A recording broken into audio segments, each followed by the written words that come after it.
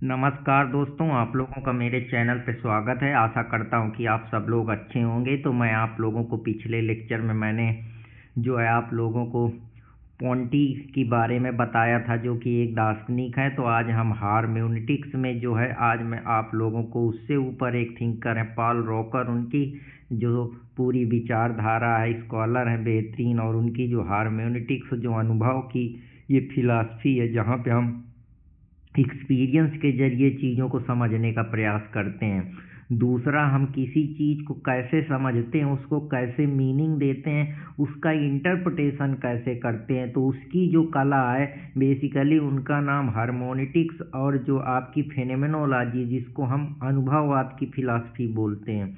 तो आज मैं उसी की गहराई पे आपको पॉल रूकर के जो व्यू हैं, जो कि फ्रेंच दार्शनिक हैं, तो आज उनकी ही कुछ चीज़ें उनके ज़िंदगी में वो किस तरीके से किसको देखते हैं, आज उसी को मैं एक जो है बेसिकली बात करूँगा। तो बेसिकली जो तुम्हारी खुद की है, तुम जो भी दुनिया में चीज़ें बनाते हो वो अपनी एक स्टोरी बनाते हो। उनका कहने का मतलब है कि तुम अपनी ज़िंदगी के राइटर हो और हीरो भी हो। जैसे कि तुम्हारा जो भी समस्याएं प्रॉब्लम आती हैं, परेशानियां आती हैं ज़िंदगी में, उतार चढ़ाव आते हैं, वो तुम्हारे चैप्टर हैं। और जो तुम स्ट्रेंथ मिलती है तुमको, वो तुम्हारे चैप्टर के आर्क हैं, जो तुम एक दिशा खींचते हो, एक जो धनुष बाण की रेखा है कि ये मेरा स्ट्रांगेस्ट पॉइंट रहा, ये वीक रहा, यहाँ मैं लूजर रहा, यहाँ मैं अपनी स्ट्रेंथ गेन करा। अब तुम्हारा फ्यूचर है कि तुम अपनी कहानी के हीरो, उसको कैसे गढ़ते हो, कैसे इंटरप्रेट करते हो, कैसे उसको ज़िंदगी में अलग अलग मीनिंग देते हो। तो यही जो पूरी फिलॉसफी है उनकी हार्मेनेटिक्स की, कि हम अपनी कहानी के जरिए अपने को दर्शाते हैं। अब वो कहानी समझने वाला किस तरीके से समझता है, कैसे देखता है, वो उसके ऊपर है। तो जिंदगी ने लिखी थी कुछ लफ्ज सख्त सही, जिंदगी ने लिखे थे कुछ लफ्ज सख्त सही, पर मैंने उन्हें कहानी बनाया दर्द नहीं। जो गिरे थे कदम वो सीख बन गए, अब मैं अपनी कहानी का हीरो बन गया। तो आपको समस्याएं आएंगी, प्रॉब्लम आएंगी, लेकिन अपनी एक ज़िंदगी है कि हम यहाँ पैदा हुए थे, हम यहाँ से उठे, ये करें। तो ज़िंदगी भर इंसान अपनी कहानी ही लिखता है, पर आप कितनी सुंदर कहानी लिख सकते हैं, कितना उसको एक जो है पोलरिस करके उसका अलग अलग तरीके से आप जो है उसको देखते हैं, कैसे उसको एक नई दिशा देते हैं। तो जो पूरे चैप्टर है अपनी कहानी के, कहाँ आप गिरे, कहाँ उठे, किसने आपको बुरा कहा, किसने भला कहा, किससे आपकी दोस्ती हुई, किसने आपको सराहा।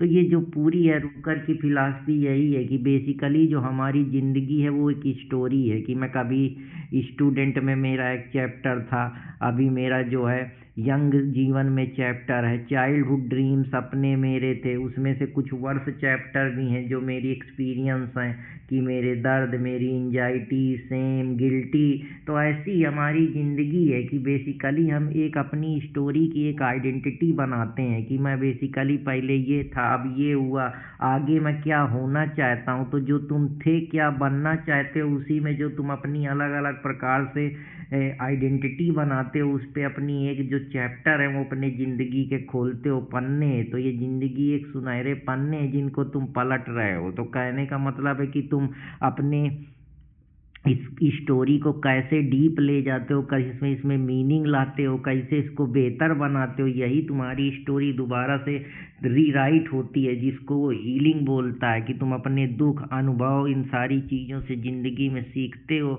और आगे बढ़ते हो और अपनी स्टोरी को लिखते जाते हो। कि तू किसी रेल सी गुजर रही थी, मैं किसी पुल सा थरथराता हूँ। यहाँ इंसान अपनी कहानी में स्ट्रगल को फील करता है, फिर भी चूज करता है कि मैं जिंदा हूँ तो मैं लड़ूंगा। वही कहानी है जो एग्जिस्टेंस की मैंने आप लोगों को फिलासफर जो है अल्बर्ट कामस के बारे में बताया था। उनकी जो फिलॉसफी है कि जो लाइफ है वो अपसर्ड है, हमको फिर भी लड़ते रहना है। वही यहाँ पे हार्मेनेटिक्स के जो बादशाह हैं जो बताते हैं रूकर की, सेल्फ का मतलब ही है कि तुम कुछ नया रोज डिस्कवर कर रहे हो। कल तक तुम्हारी थिंकिंग दूसरे थे, थॉट्स दूसरे थे, परसेप्शन दूसरा था, इतना ज़्यादा पीस नहीं थी, इतने काम नहीं थे, इतने समझदार नहीं थे, लोगों से कैसा बिहेव था, किसने तुम्हारे बारे में बुरा कहा, अच्छा कहा। तो यही तो तुम्हारी स्टोरी है जिसकी तुम डिस्कवरी करते हो। तो रूबारो के हिसाब से ये एक अवेकनिंग जो है तुम्हारी चैप्टर है ज़िंदगी के, जो तुम खोल रहे हो, जो तुम डिस्कवर कर रहे हो। जैसे तुमने गाना रूबरों सुना होगा, रूबरों का मतलब है कि तुम अपने मूवमेंट पे जो है कहानी पे बार बार उसमें एक रोशनी डाल रहे हो। जो समस्याएं आई हैं, जो प्रॉब्लम आई, वो तो तुम्हारे सिर्फ पन्ने थे जो तुमने अपनी स्टोरी को लिखा है। तो बेसिकली कहने का यही मतलब है कि जब तुम अपनी लाइफ स्टोरी को लिखते हो, बोलते हो, दूसरों के साथ अपने अनुभव शेयर करते हो, जिसने बुरा कहा, जिसने अच्छा कहा, जिसने सराहा, जिसने परेशान किया, जिसने प्रताड़ना दी, जिसके बारे में तुम सोचते हो अच्छा बुरा, तो बेसिकली तुम अपने ज़िंदगी को नरेट कर रहे हो। नरेट करने का मतलब यही है कि तुम अपने पेन को वर्ड में डालते हो, दूसरों के साथ साझा करते हो, धीरे धीरे तुम्हारे अंदर पावर आता है, वही तुमको हील करता है। बचपन में हम दुनिया को सीधा मानते थे, पर बड़े होते हैं तो हमको डाउट आता है कि जैसी दुनिया है वैसे, वो जैसे हमने सोच रखा था वैसी नहीं है। बहुत दुख दर्द है, परेशानी है, बहुत अच्छे भी लोग हैं, बहुत बुरे भी लोग हैं। तो ये जो कन्फ्यूजन है, ये धीरे धीरे जब तुम दुनिया को समझने लगते हो, जो तुम्हारा खुद का द्वंद्व है सोसाइटी के साथ, जैसे आई मी की थ्योरी है, जॉर्ज मीड की सोशियोलॉजी में, उससे आप इसको इंटरलिंक कर सकते हैं।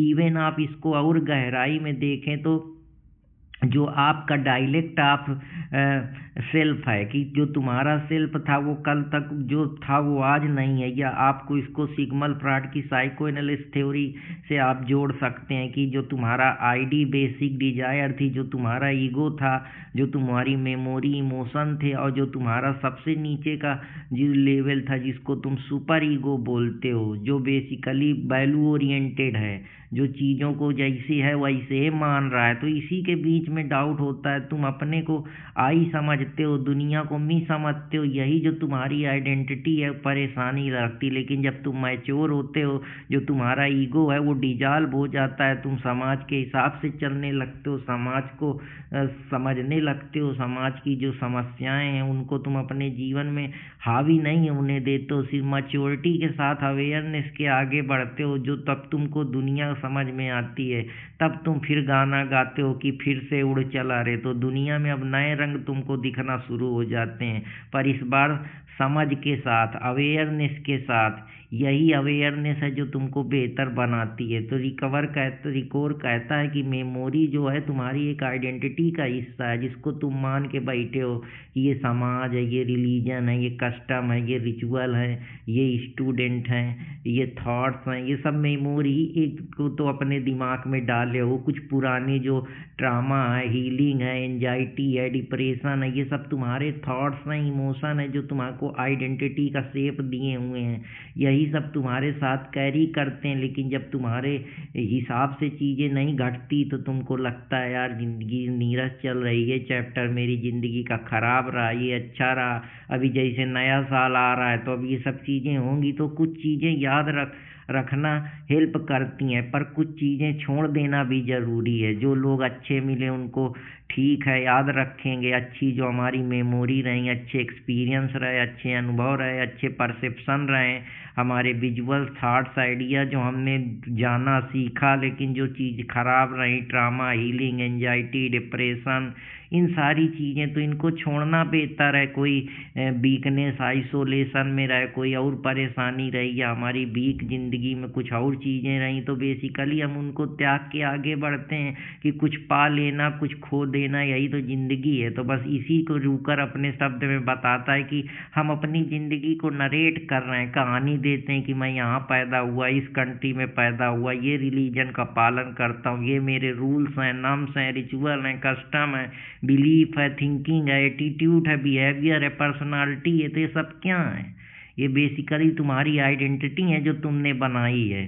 तुम किसी दर्द से गुजरते हो तो तुमको खराब लगता है, बीटरनेस महसूस होता है, लेकिन जब उस दर्द को समझने लगते हो, अपने थॉट्स को जानने लगते हो, अपने इमोशन पे कंट्रोल करना सीख जाते हो, तो सेल्फ जब रेगुलेशन तुमको आ जाता है, तो वही चीज़ तुम्हारे अंदर विजडम बन जाती है। जहाँ तुम्हारे अंदर कंपैशन, ऑनेस्टी, पीस, जो है शांति आती है, क्लियर थॉट आते हैं, क्लियर डिसीजन मेकिंग बनती है। इसी को वो कहता है कि जब तुम्हारा ईगो डिजॉल्व हो जाता है तब तुम मैं नहीं रहते हो जाते हो। बेसिकली तुम जो एनर्जी है उसी का रूप हो जाते हो, उसी में बह जाते हो, उसी का पार्ट बन जाते हो। तब तुम्हारा जो अहंकार है वो टूट जाता है। उसी को वो इथिकल रिमेम्बरिंग कहता है कि अब तुम कहानी से अपने बाहर आ रहे हो। जो तुमको समस्या दे रही थी अब तुम उससे हील कर रहे हो, उसको समझ रहे हो। तब तुम नई आइडेंटिटी बनाते हो जिसको वो कि अब तुम्हारे अंदर समझदारी आ गई है, simple living, high standard thinking पैदा हो गई है, सोचने समझने की कला आ गई है, दुनिया को जानना, दुनिया को समझना, दुनिया किस तरीके से सोचती, तुम कैसे सोचते हो, उसमें जो द्वंद्व था तुम्हारा डायलेक्ट सेल्फ का, वो सेल्फ का ईगो जो है वो डिजॉल्व हो चुका है। अब तुम जो है पूरी तरीके से जो तुम्हारी साइडो काल जंग की थ्योरी है कि तुम साइडो जोन में एंजाइटी, फियर, फ्रस्ट्रेशन, ये सारी चीज़ें भरी थी, सेम, गिल्टी, ओवर थिंकिंग, अब इनसे बाहर निकल रहे हो। जो तुम्हारी दबी हुई इच्छाएं थी, डिजायर थी, कल्पनाएं थी, अब तुम उनको समझना शुरू कर दिए हो। बेसिकली अब अपनी जो कहानी है उसके तुम हर एक हिस्से को बेहतर तरीके से समझने लगे हो। तभी जो तुमको है होप दिखना शुरू होती है कि अब तुम सफरिंग में भी तुमको दर्द महसूस नहीं होता। यही तुम्हारा सेल्फ है जो जिसको तुम इंटरप्रेट करते हो, जिसको अब तुम खुद चूज करते हो अपने लिए कि ये मेरे लिए बेहतर रहा मेरी ज़िंदगी में। फिर वही काम में तुम रमते चले जाते हो। और जो कुछ चीज़ें खराब होती हैं ज़िंदगी में जो तुम भूल जाते हो, या कुछ मेमोरी होती हैं तो कुछ याद रहती हैं, जो अच्छी चीज़ें होती हैं कुछ बुरी होती हैं। यही सिंबल से तुम नई जो है अपने थॉट्स जनरेट करते हो। तो रूकर का फेमस लाइन है कि हम सिंबल से ही नई थॉट्स जनरेट करते हैं। जैसे मैं किसी चीज़ को सिंबल दे दूं कि ये बल्ब है तो मेरे अंदर बल्ब का ख्याल आएगा। ये पंखा है तो मैंने पंखा को सिंबल दिया तो अच्छा पंखा। ये फ़ोन है तो फ़ोन का सिंबल दे दिया। ये एजुकेशन है तो एजुकेशन का सिंबल दे दिया। ये हेल्थ का सिंबल है तो हम थॉट्स आया कि ये हेल्थ है। तो सिंबल का बेसिकली सिंबल का मतलब ये है कि तुम उसको डीप मीनिंग से जोड़ते हो। जैसे कि हर चीज़ को सीधा नहीं मान लेते हो, अब उसके पीछे इंटरप्रिटेशन देते हो, मीनिंग निकालते हो, उसकी आइडियोलॉजी को समझते हो। जैसे अमीरी गरीबी का फ़र्क है तो कार्ल मार्क्स की आइडियोलॉजी बताती है। अनकॉन्शियस डिजायर जो दबी हैं उसमें सिग्मंड फ्रॉइड की थ्योरी है। तो यही है कि बेसिकली जो तुम्हारी आइडेंटिटी है अब दो टाइप की बन जाती है। एक को वो ईडेम बोलता है जो तुम सेम रहते हो, जैसे तुम्हारा नाम नहीं बदलता है, तुम्हारी बॉडी सेम है, तुम वही हो। लेकिन ऐसा कहाँ, बॉडी भी देखते हो उसमें भी चमक आती है, बूढ़ा होता है, ये सारी चीज़ें। नेम भी तुम अपने कोई लोग होते हैं अलग से नाम रख लेते हैं, जैसे आज के ज़माने में उर्फ लगा लेते हैं, अपनी जो है आइडेंटिटी चेंज कर दो तो ये भी बदल जाता है। पर हम इसको इस वजह से नहीं, क्योंकि हम कैसे रिकॉग्नाइज कराएंगे, बात तो ये है, तो हमको इसको रखना पड़ेगा। इससे में जो बदलता है, तुम अपनी वैल्यू को बदल देते हो। कल तक तुम ट्रेडिशन थे, आज पैसा आ गया, मॉडर्न हो गया, सोच तुम्हारी बदल गई, बिहेवियर, एटीट्यूड बदल गया, खान पान, thinking, fashion, religion, belief, faith, हर चीज़ में परिवर्तन। जो तुम प्रॉमिस करे थे हो सकता है 10 साल बाद उन प्रॉमिस को ज़्यादा कर दो या कम कर दो, अब तो वो तुम्हारे ऊपर है। तो बेसिकली तुम प्रॉमिस फॉलो करो या ना करो, वो तुम तो रूकर उसको कहता है कि टाइम को हम कहानियों के बिना नहीं समझ सकते हैं। तो ये कहानी है जो प्रेजेंट में की थी, पास्ट में क्या है, फ्यूचर में क्या रहेगी, इसी को वो मिमेसिस बोलता है कि हम अपने ज़िंदगी में नरेटिव देते हैं। मिमेसिस वन की जैसी लाइफ है उसको वैसे ही देखते हैं। दोस्तों यही सब चीज़ें हैं कि हम बेसिकली ज़िंदगी में एक्सपीरियंस क्या करते हैं। लैंग्वेज के जरिए हम चीज़ों को सीखते हैं कि ये साइकोलॉजी की लैंग्वेज है तो साइकोलॉजी को समझते हैं, ये इंग्लिश की लैंग्वेज है तो इंग्लिश को समझते हैं, ये मैथ की लैंग्वेज है तो मैथ को समझते हैं, ये सिंबल है, क्रिकेट का सिंबल है, ये बैट का सिंबल है, ये फैन का सिंबल है, ये झंडे का सिंबल है। इसी प्रकार से तो हम उसमें अपनी एक टेक्सटिंग करते हैं, उसको नई मीनिंग देते हैं, नए नए तरीके से इंटरप्रेट करते हैं। फिर उस थॉट्स को हम अपने प्रकार से जैसे हम समझ सकते हैं उसको समझते हैं। जैसे लैंग्वेज है, चाइनीज है, मराठी है, हिंदी है, उर्दू है, चाइनीज है, फ्रेंच है, रसियन है। तो ये सब चीज़ें क्या हैं, तुम उस मीनिंग को कैसे नरेट करते हो, उस टेक्स्ट को किस आधार पे रखते हो। इंसान बेसिकली अपनी ज़िंदगी को कहानी बनाकर समझता है, और जो कहानी को समझने के लिए इंटरप्रिटेशन ज़रूरी है। वही फिल्म होती है, लेकिन अलग अलग तरीके से लोग उसी को इंटरप्रेट करते हैं। 3 घंटे की पिक्चर देखी, उसको दूसरे से सुनोगे तो वो कुछ दूसरे तरीके से बताएगा, दूसरे से सुनोगे तो कुछ नई चीज़ ऐड करके दे देगा। कहने का मतलब है कि एक तालाब है, वो एक बच्चे के लिए खेलने की जगह हो सकती है, एक इंजीनियर के लिए रिसोर्स हो सकती है, एक के लिए वो ओनरशिप का हो सकता है, एक के लिए वो पानी का साधन हो सकता है, एक के लिए वो बैठने का विश्राम करने की जगह हो सकती। तो चीज़ एक ही है, उसको किस तरीके से इंटरप्रेट किया गया, यही जो कला है, इसी के बादशाह है रूकर जो हार्मेनेटिक्स में आप लोगों को समझा रहा हूँ। बेसिकली जो सेल्फ है, मैं हमेशा दूसरों से कंपैरिजन करता रहता है, थॉट्स पे, बिलीफ पे, कस्टम पे, ट्रेडिशन पे, रिचुअल्स पे, थिंकिंग पे, एटीट्यूड पे, बिहेवियर पे, एरोगरेंस पे, यही सब चीज़ें हैं, आइडियोलॉजी पे, कॉन्फ्लिक्ट पे, कास्ट पे, रिलीजन पे, यही सब है कि जो मेरे विचार हैं, मैं दूसरों को नहीं, मेरे थॉट्स दूसरों से जो है कंपेयर नहीं करते हैं। यही जो है कहीं ना कहीं हमको परेशान करता है। इसी वजह से जो हमारा सेल्फ में है वो आई मी का द्वंद्व बना रहता है। जो तुम्हारा ईगो है वो इसी वजह से है, क्योंकि जो तुम्हारी डिजायर है वो उनकी डिजायर से मैच नहीं कर रही हैं। तुम अपने आप को हॉनेस्ट तब कहते हो जब तुम देखते हो कि तुमको जो है डिसऑनेस्टी को पहचानते हो कि अब अगर मैं ये करूँगा, क्योंकि समाज ने बना दिया किसी के साथ झूठ ना बोलो, किसी के पैसे ना चोरी करो, ये करोगे तो ये गलत है, किसी को छेड़ो ना, ये गलत। तो तुमको लगता है कि तुम डिसऑनेस्ट हो, क्योंकि तुमने अपने दिमाग में वैसी आइडेंटिटी बना ली है। तो आइडेंटिटी रिलेशन से बनती है, जब किसी चीज़ को देखते हो तब उसको आइडेंटिटी देते हो। जैसे मैंने पिक्चर देखी तो मैं उसको मूवी की आइडेंटिटी दे दिया, मैं सोसाइटी में रहा तो मैं सोसाइटी की आइडेंटिटी दिया, मैं लोगों को देखा तो मैं पीपल की आइडेंटिटी दे दिया, मैं फ़ोन के अंदर चीज़ें देखा तो मैं फ़ोन को आइडेंटिटी दे दिया, मैं कपड़े पहना तो मैं कपड़े को आइडेंटिटी बना दिया। कोई चीज़ आइसोलेशन में नहीं होती है, वो कहीं ना कहीं से उसका बैकग्राउंड जुड़ा होता है। तो कहने का यही मतलब है कि अच्छी ज़िंदगी जीना दूसरों के साथ एक जस्ट इंस्टीट्यूशन है, लेकिन तुम ये तभी इथिक्स का पालन करते हो जब तुम दूसरों के साथ केयर, इम्पैथी, उनकी भावनाओं, उनके वैल्यू को सम्मान करते हो, उनके साथ तालमेल, जो हमारी सोशल सोलिडारिटी की थ्योरी है सोशियोलॉजी में, उसको लिंक कर सकते हो। गुड लाइफ तभी मानी जाती जब तुम अपने पर्सनल फुलफिलमेंट कर सको, जो तुमको चाहिए और जो तुमको इम्पॉर्टेंट चीज़ें हैं वो सब चीज़ें मिल जाएं। जो जॉन मास्लो की थ्योरी है कि हमारी psychological need, emotional need, security need, steam need और सेल्फ ट्रांजिशेंट एक्चुअलाइजेशन की जो स्टेज होती है, तो हम जस्ट इंस्टीट्यूशन की जो चीज़ें फेयर बनी है, जिससे समाज में सोशल ऑर्डर मेंटेन रहे, हार्मनी मेंटेन रहे, रूल ऑफ लॉ बेहतर चले, नर्म, मोर, कस्टम, रिचुअल्स जो सब पालन कर रहे हैं, तो हम उस फेयर सिस्टम का पार्ट बनते हैं। जैसे लॉ है तो वो सोशल चेंज लाएगा, सोशल ऑर्डर को मेंटेन करेगा, सोशल कंट्रोल करेगा। तो ये सारी चीज़ें, तो तुम्हारा ट्रू सेल्फ तुम्हारे वादे पे डिपेंड करता है। जो तुमने आज से 10 साल पहले किसी से फिजिकली किसी चीज़ का वादा किया था, अब तुम चेंज तो नहीं हो गए, बदल तो नहीं कि मैं तुमको पैसा दूंगा जब मैं ये कर लूँगा, मैं तुम्हारा सम्मान करूँगा, मैं बदलूँगा नहीं, मेरे पास अहंकार नहीं आएगा। लेकिन अगर तुम अपनी प्रॉमिस नहीं निभा रहे हो तो फिर बेसिकली तुम जो है वो तुम्हारा ट्रू सेल्फ नहीं है। ट्रू सेल्फ वही है जो तुम आज से 10 साल पहले थे, वही अब भी हो। तो टेक्स्ट लिखने के बाद आथर की इंटेंशन सेकेंडरी हो जाती है। अब तुम उसको कोई कहानी पढ़े तो कैसे समझ रहे हो, कैसे उसको इंटरप्रेट कर रहे हो। जैसे लॉ में हम लोग जो है इंटरप्रिटेशन पढ़ते हैं, गोल्डन रूल, लिबरल रूल, ये सारी चीज़ें, तो उसी प्रकार से आप इसको देख सकते हैं।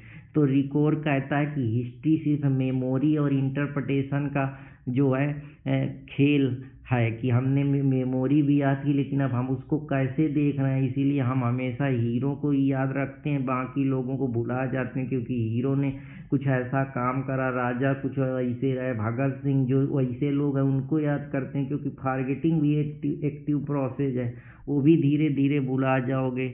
नेशन अपनी फेलर को भूल जाते हैं कि हम इसी इनसे हारे, ये करें। इसी वजह से हम जो है अपने ग्लोरीफाई करने के लिए उन्हीं को दिखाते हैं। तो बेसिकली कहने का मतलब है कि मैं कौन हूँ का जवाब मेरी कहानी, मेरे वादे और दूसरों के साथ मेरे रिश्ते में छुपा है। तो वही है कि आप बेसिकली किस नज़रिए से देखते हैं, किस एटीट्यूड से देखते हैं, कैसे उसको इंटरप्रेट करते हैं, कैसे उस मीनिंग को कुछ नरेटिव देते हैं। यही जो पूरी फिलॉसफी है पॉल रूकर की है, जो कि एक फ्रेंच दार्शनिक है। तो आशा करता हूँ कि आप लोगों को उनका ये सिंपल आइडिया, इससे क्या है, आपको सिर्फ एक चश्मा देखने को नहीं मिलेगा, ज़िंदगी में हज़ार तरीके से सोचने का जो आपका दिमाग की क्षमता है वो डेवलप होगी। तो आशा करता हूँ कि आप लोगों को ये पसंद आएगा। अगर पसंद आए तो चैनल देसी स्मार्ट एकेडमी अर्पित कुमार इलाहाबादिया से जुड़े रहें। जय हिंद दोस्तों, जय भारत।